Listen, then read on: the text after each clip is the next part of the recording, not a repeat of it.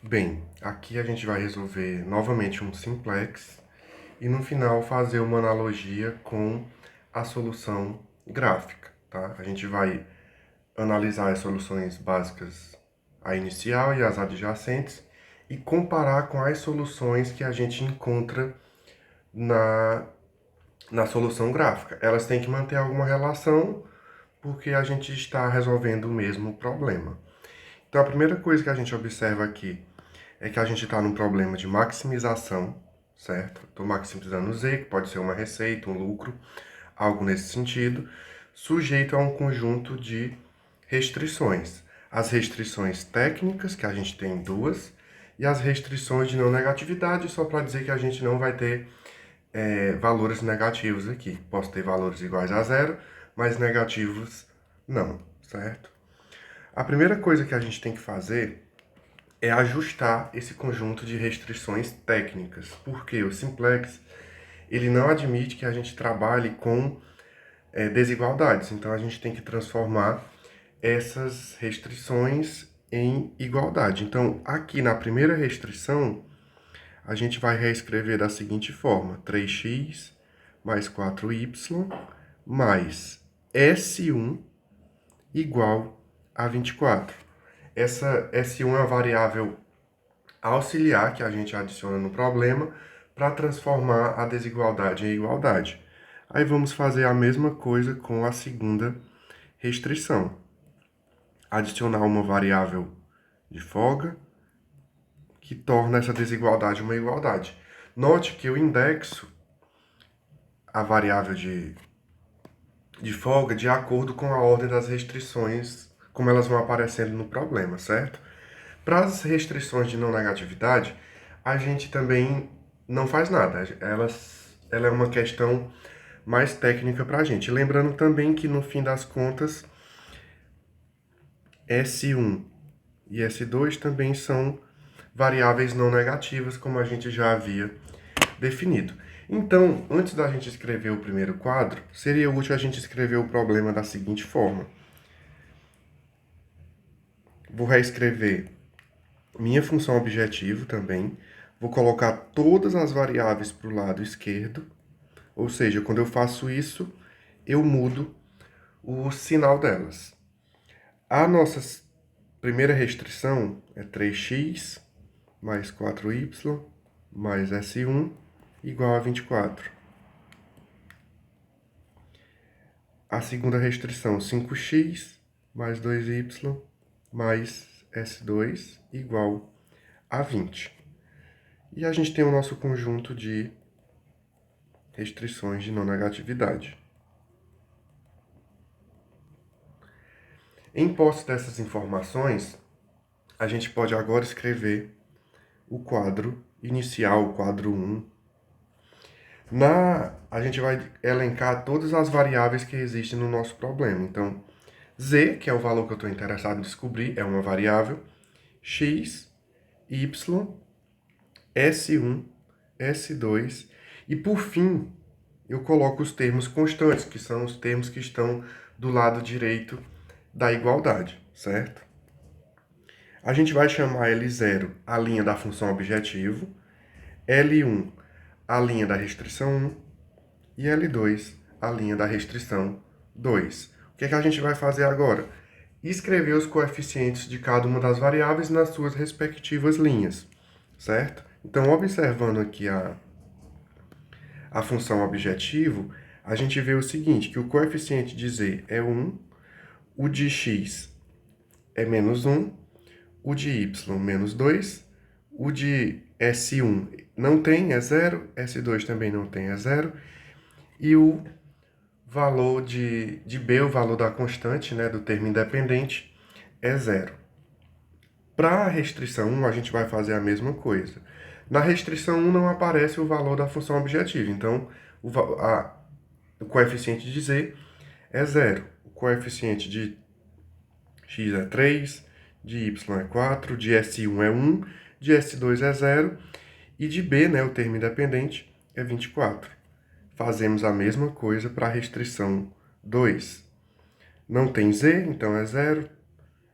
o coeficiente de x é 5, o coeficiente de y é 2, o coeficiente de S1 é 0, o coeficiente de S2 é 1 e o termo independente é 20. Ok? Então a gente montou o nosso quadro inicial. O que é que a gente tira de informação do quadro inicial? O quadro inicial ele nos dá a solução básica inicial ou simplesmente SBI. Lembrem que a solução básica ela vai ser formada por vetores canônicos, vetores básicos, de acordo com o que a gente viu em sala, certo? Isso do meu conjunto de variáveis, não da nossa valor da coluna Z, certo? A gente olha as demais colunas. A coluna Z ela está aí só para a gente descobrir o valor da função objetivo. Então, como é que eu escrevo essa solução básica inicial? Da seguinte forma. Eu tenho x, y, S1, S2, que é é o meu conjunto de variáveis, certo? O valor de x será 0, o valor de y 0, porque se vocês notarem, x e y não são compostos de vetores básicos, certo? Então, eles não fazem parte da base dessa solução. Se não faz parte da base dessa solução, o valor da variável é 0. Agora, notem aqui que S1 e S2 são compostos de vetores básicos. Logo, eles fazem parte da solução básica do sistema, eles têm um valor. Então, como é que a gente observa esse valor? O valor de S1 está lá nos termos independentes, certo? Que é 24. E o valor de S2 está lá nos termos independentes também, 20.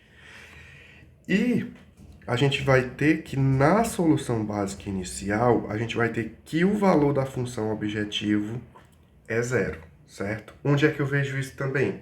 Lá na minha coluna B, na minha coluna de termos independentes. Então, o que é que eu posso fazer aqui, ó? Eu vejo aqui o valor de Z e vejo o valor correspondente na coluna de termos independentes.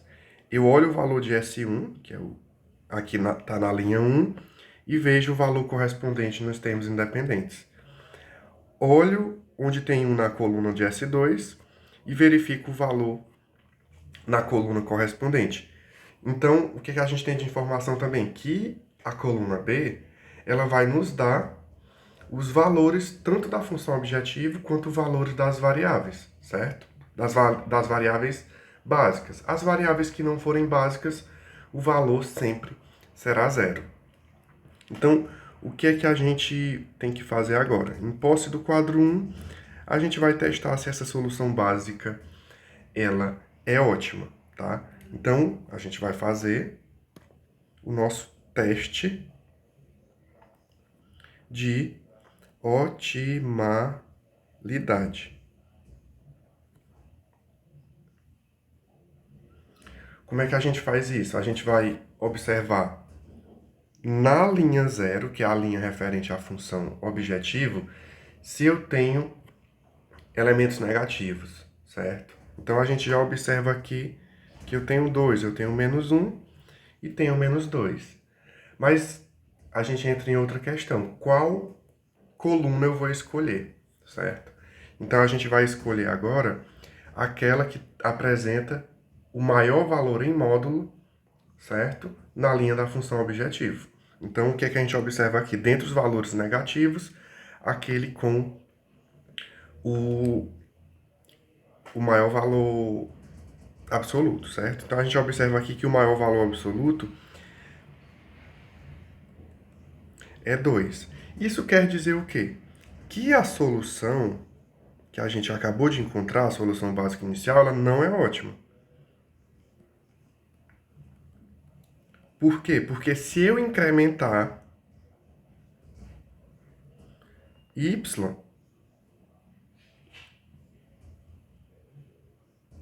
eu aumento o valor da nossa função objetivo, que a gente está chamando aqui de z. Então, a gente já sabe que se eu fizer um conjunto de operações certo? Dentre alguma dessas linhas da coluna y, eu vou ter uma melhora da minha função objetivo. Em outras palavras, como a gente vinha falando em sala também, a gente acabou de descobrir que a coluna y entrará na base, ou seja, a coluna y ela vai ser transformada num vetor básico, ok? Só que a gente tem várias linhas para essa coluna, então o que, é que a gente tem que fazer em seguida?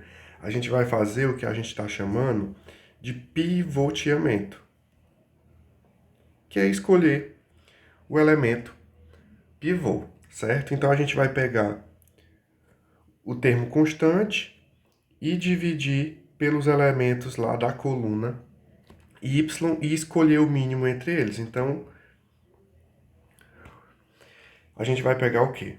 A gente vai pegar o 24, certo? E vai dividir por 4. E a gente vai pegar o 20 e dividir por 2. Então, a gente vai ter o seguinte, 24 dividido por 4 e 20 dividido por 2. O mínimo vai ser o mínimo entre 6 e 10. O mínimo entre 6 e 10 é 6. Esse 6 veio de qual linha? Veio da linha 1, certo? Lembrando que eu vou fazer esse exercício apenas para os elementos positivos da minha coluna y. Caso eu tenha algum elemento negativo na minha coluna y, eu não faço esse processo de pegar o elemento da coluna B e dividir pelo elemento da coluna que vai entrar na base, ok? Como está descrito no passo a passo que vocês têm aí, que foi entregue na aula anterior. Então, o que é que eu vou fazer? Eu vou só destacar aqui a linha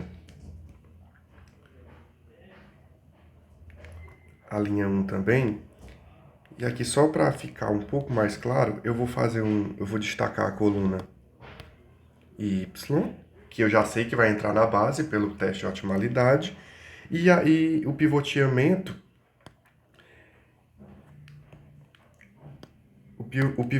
ele disse pra gente que a linha 1 foi a escolhida. Quando eu faço isso, o que foi que eu descobri? O elemento pivô, certo? O elemento pivô é 4, certo? Só que veja, a gente precisa de um vetor canônico, de um vetor básico. Então, esse elemento pivô, eu quero transformá-lo num pivô unitário. Aí é que entra as nossas operações elementares entre essas linhas desse quadro, ok?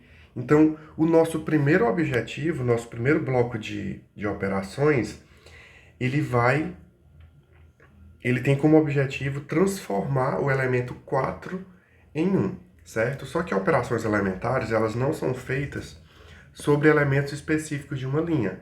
Elas são feitas sobre uma linha completa. Então, são operações elementares sobre as linhas. Só relembrando aqui quais são, a gente pode pegar uma linha qualquer e multiplicar por uma constante k, certo? Só que essa constante k ela tem que ser diferente de zero. Eu também posso substituir a linha i por a linha j. Eu faço uma troca de posição entre as linhas. Isso também é uma operação elementar. E eu posso pegar a minha linha i e substituir ela por ela, certo? Mais uma constante que multiplica a linha j, sendo que essa constante também tem que ser diferente de zero. São essas três operações elementares que existem, ok? Que a gente classifica como operações elementares. Ou seja, quando eu aplico uma operação elementar, eu estou mudando o meu bloco de coeficientes, mas eu não estou mudando a solução daquele sistema. É essa a nossa ideia aqui, né? Então, vamos analisar aqui o nosso quadro novamente e percebam que como é que eu faço para transformar o 4 em 1? Eu divido o 4 por 4. Só que eu não posso fazer isso só com o elemento 4. Eu vou fazer essa divisão, certo? Por toda a linha. Então, a gente vai fazer a seguinte operação elementar. A gente vai pegar a linha 1, a gente vai substituir por 1/4, que multiplica L1, certo? Tá aqui a nossa constante. Então, a gente está usando aquela primeira operação elementar. A gente está dividindo toda a linha por 4, que é a mesma coisa que multiplicar por 1/4, que é a mesma coisa que multiplicar por 0,25, certo? Então, agora a gente tem que reescrever o nosso quadro. Vou aqui aproveitar o quadro anterior.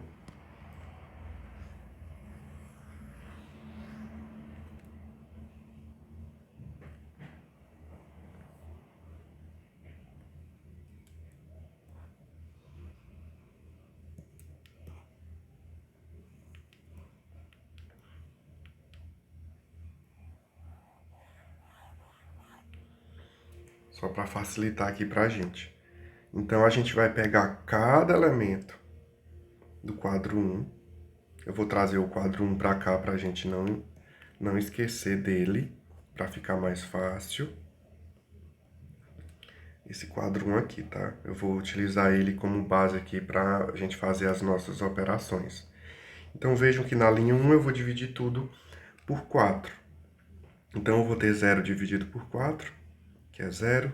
E eu vou ter 3 dividido por 4, que eu vou manter na fração, certo? 4 dividido por 4, que era o meu objetivo, transformei em 1. 1 dividido por 4, 1/4. 0 dividido por 4, 0. E 24 dividido por 4, 6. Então, eu fiz a minha nova linha 1, certo? Eu reescrevi a minha linha 1, que é a linha do elemento pivô. O que é que eu tenho que fazer agora?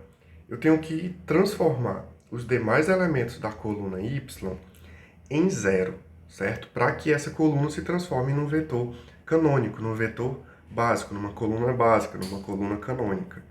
Então, as próximas operações, elas vão fazer uso da nova linha 1. É a nova linha 1 que eu vou tomar como base, tá?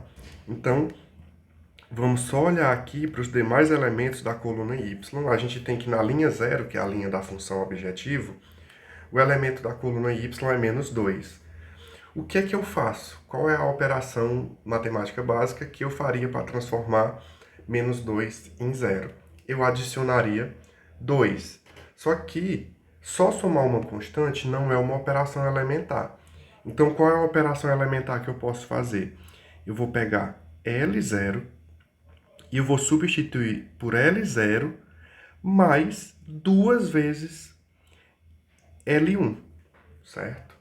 Agora, todas as operações a gente vai fazer uso da L1 por causa desse elemento aqui, certo? Porque quando eu pego o elemento 2 e multiplico por 1, ele fica 2. Quando eu somo com o elemento que eu estou interessado em transformar em 0, eu consigo zerar, tá? Aí vamos ver isso aqui com calma. Então, a operação que a gente vai fazer é pegar os elementos da linha 0 e somar a eles 2 vezes os elementos da nossa linha 1, ok? Então, vamos lá. O primeiro elemento aqui que eu vou fazer a operação é o 1, certo? Então, vai ficar 1 mais 2 vezes 0. Então, aqui não muda. Vai ficar 1, ok?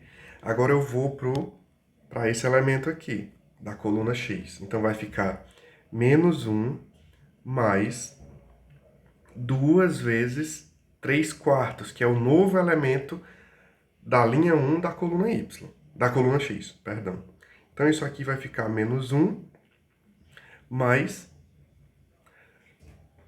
3/6, certo? Então, a gente vai ficar com meio aqui.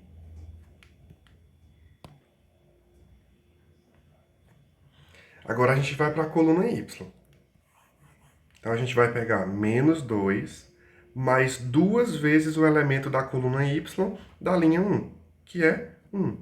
E a gente atinge o nosso objetivo. Só que eu tenho que continuar fazendo o bloco de operações. Eu vou lá para a coluna do S1 agora. Então, vai ficar o quê? 0 mais 2 vezes 1/4, que é o novo elemento da linha 1 da coluna S1. Então, a gente vai ficar aqui com meio também. Para S2 a gente não vai ter alterações, porque vai ficar 0, que é esse elemento aqui, mais 2 vezes esse elemento aqui, que é 0. Então aqui não vai mudar nada.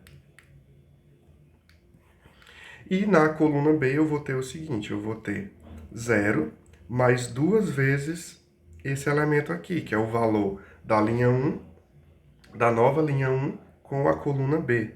Então eu vou ter que B vai ser igual a 12. O que a gente já tira de informação aqui? Que o valor da nossa função objetivo, que ele sempre vai estar nessa linha aqui, na linha 0, ele já aumentou, ele já foi para 12, certo? Agora a gente vai fazer um bloco de operações semelhantes para a linha 2, porque eu preciso transformar esse elemento aqui em 1. Como é que eu faço em 0, perdão? Então, como é que eu vou fazer isso? Eu vou pegar L2 menos 2 vezes L1. Por que menos 2 vezes L1? Porque vejam que aqui o coeficiente é 2. Para eu transformar o 2 em 0, eu subtraio 1. Desculpa, eu subtraio 2. Então, eu não posso só fazer essa operação de subtração, mas eu posso aplicar essa operação elementar aqui, tá? Que é uma operação semelhante à que a gente fez anteriormente. Aqui não vai mudar, tá? Essa coluna de Z, ela sempre vai manter esse padrão com o primeiro elemento lá na linha 0, 1 e os demais 0. É um padrão, ok? E mesmo quando você aplica a operação elementar, você vai acabar trabalhando só com zeros, então o resultado sempre será 0, ok? Agora a gente vem para o elemento 5, certo? E a gente vai aplicar essa operação elementar aqui. Então vai ficar 5 menos 2 vezes L1, que é 3/4, certo? Então a gente vai ficar com 5 menos 3 sobre 2, ok? Então a gente vai ficar aqui com 7 sobre 2. Nossa próxima operação é a operação na coluna y, né? Na linha 2, coluna y. Então vai ficar 2 menos 2 vezes 1. E a gente consegue o nosso objetivo, que era zerar esse valor aí em específico, mas a gente tem que continuar o nosso bloco de operações. Aí a gente vai lá para a linha 2 na coluna S1. Então é 0 menos 2 vezes 1/4, que é o novo valor da coluna S1 e linha 2. Linha 1, ok? Então a gente vai ficar com menos meio. S2, quando a gente fizer o bloco de operações, não vai mudar. E B vai passar para 20 menos 2 vezes 6. Então a gente vai ficar com 8 aqui, certo? Eu vou apagar aqui o quadro 1, porque a gente já tem um quadro 1 anteriormente. E depois eu também mando esse PDF com a resolução para vocês acompanharem o vídeo. Então, o que é que a gente vai olhar agora? A gente montou um novo quadro, certo? Esse novo quadro, ele vai dar uma solução também, que agora a gente chama de solução básica adjacente. Aí eu vou escrever aqui o meu conjunto de variáveis. Aí vejam que a gente vai fazer aquele mesmo esquema. Como o x, a gente está vendo que ele não é formado por um vetor básico, então o valor dele é 0. Y, como a gente já tinha definido anteriormente, ele iria entrar na base. Então agora ele tem um valor diferente de 0. Aí a gente vai aqui na coluna y, onde tem o 1, e checa a coluna B, que é 6. S1 saiu da base, ele era básico. agora não é mais básico, então o valor é 0. S2 não saiu da base, mas mudou o valor, agora é 8. Isso implica dizer que o valor da minha função objetivo é 12, certo? É só você pegar o valor de x e de y e substituir na função objetivo, caso você queira confirmar isso, vai dar exatamente 12, tá? Aí agora a gente faz novamente o teste de otimalidade. Vou observar se na linha 0 eu tenho coeficientes negativos. O que é que eu observo aqui na minha linha 0? Todos os coeficientes são positivos, ou seja, eu não tenho mais condições de incrementar a minha função objetivo dado esse conjunto de restrições. Então, o que quer dizer isso? Que a nossa solução básica adjacente é a solução ótima do nosso problema, certo? Vejam que não necessariamente eu vou fazer muitos quadros, vai depender de cada problema. Esse aqui foi um problema que a gente conseguiu resolver só com a solução básica inicial e outra solução básica adjacente. Agora a gente vai pegar o mesmo problema e vai montar a nossa solução gráfica, tá? Então aqui a gente vai só fazer uma analogia entre os dois tipos de solução. Vocês já sabem, né? A gente vai transformar as nossas restrições, trabalhar na igualdade, para poder escrever as retas associadas. Estou escrevendo aqui as duas restrições que a gente tem. E o que é que a gente vai fazer? Calcular os interceptos, tá? Então, aqui, os interceptos eu vou ter, quando x é igual a 0, y é igual a 6, e quando y é igual a 0, eu vou ter x igual a 8. Isso aqui me dá os seguintes pares ordenados, né? 0 e 6, e 8 e 0. Isso para a restrição 1. Para a restrição 2, eu vou ter os seguintes interceptos. Quando x é igual a 0, y é igual a 10. Quando y é igual a 0, x é igual a 4. Quais são os pares ordenados? 0 e 10 e 4 e 0, ok? Então, eu vou colocar isso agora num gráfico.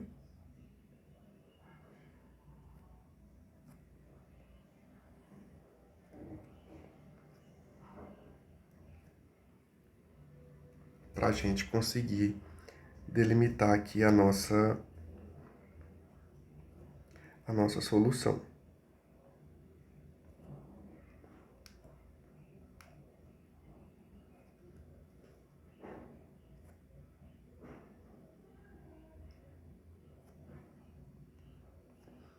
Estou colocando aqui os pontos. Esse processo aí vocês já sabem fazer bem direitinho, tá? Por isso que eu estou passando um pouco mais rápido. É só para a gente fazer aqui uma analogia com a nossa solução pelo simplex. Aí aqui, quando vocês forem analisar, como as duas restrições são menor ou igual, a região que vai ser comum às duas retas é essa região aqui que eu estou pintando, certo? Então, a gente tem um conjunto de pontos extremos factíveis, que a gente definiu anteriormente dessa forma. Eu vou chamar aqui de A, aqui de B, aqui de C e aqui de D.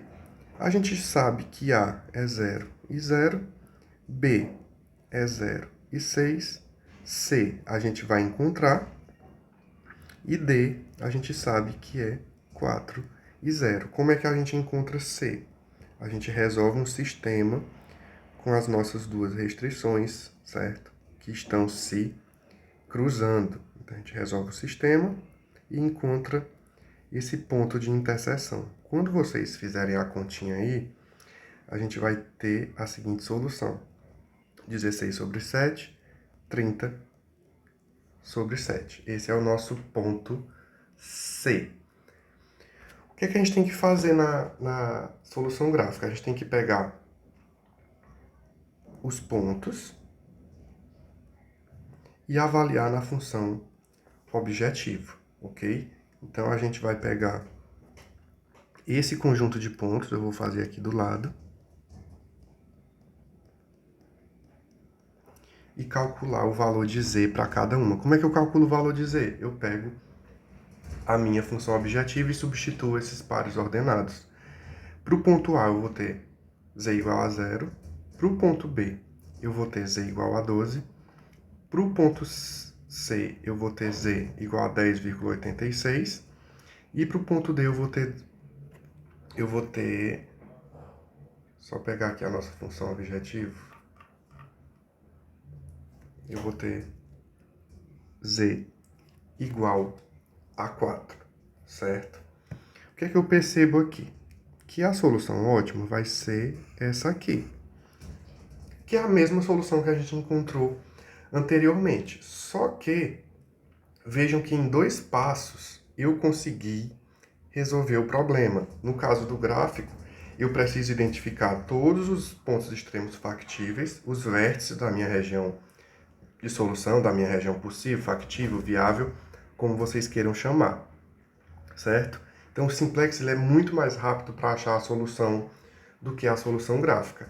Aí vejam que a nossa primeira solução, eu tinha o quê? Ó? Solução básica inicial. Solução básica inicial. Eu tinha 0, 0, 24 e 20.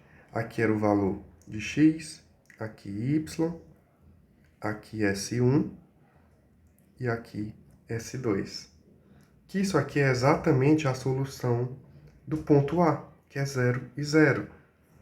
Aí vejam que, se eu fosse avaliar as minhas restrições reescritas lá no problema do simplex, eu precisaria que S1 fosse igual a 24, S2 igual a 20, para eu ter a solução inicial. Isso implica dizer que x e y é igual a 0. Na nossa solução básica adjacente, aí eu tinha o seguinte: x continuou 0, y passou para 6, S1 0 e S2 8. Que é exatamente a solução do ponto B. Ó. O ponto B ele tem as coordenadas 0 e 6. O que a gente pode fazer? Pegar esse ponto, avaliar no meu conjunto de restrições e a gente vai descobrir que a gente vai ter uma disponibilidade de recursos nas restrições, em uma das restrições, certo? Qual é a restrição que vai ter disponibilidade de recurso? A restrição 1, certo? A restrição 2, porque eu tenho uma variável de folga igual a 8. Então, basicamente, a relação entre a solução básica, a solução do simplex, a solução gráfica é essa, que cada ponto extremo factível, ele vai estar associado a uma solução básica, seja a inicial, seja as adjacentes no nosso problema, tá? O que é que eu aconselho? Refaçam esses problemas que estão resolvidos. A gente resolveu 2 simplexes em sala, a gente resolveu esse agora juntos, e eu vou mandar outra solução de outro problema também para vocês treinarem, tá? Para ter uma fonte de pesquisa. Adianto também que existem várias formas de montar esses quadros, certo? Mas eu estou me baseando, que é o que eu acho mais factível para a gente, no Silva, certo? A notação não é 100% igual, mas eu estou fazendo exatamente o que o Silva faz e eu acho que esse é o melhor formato de quadro para a gente montar. No mais, bons estudos.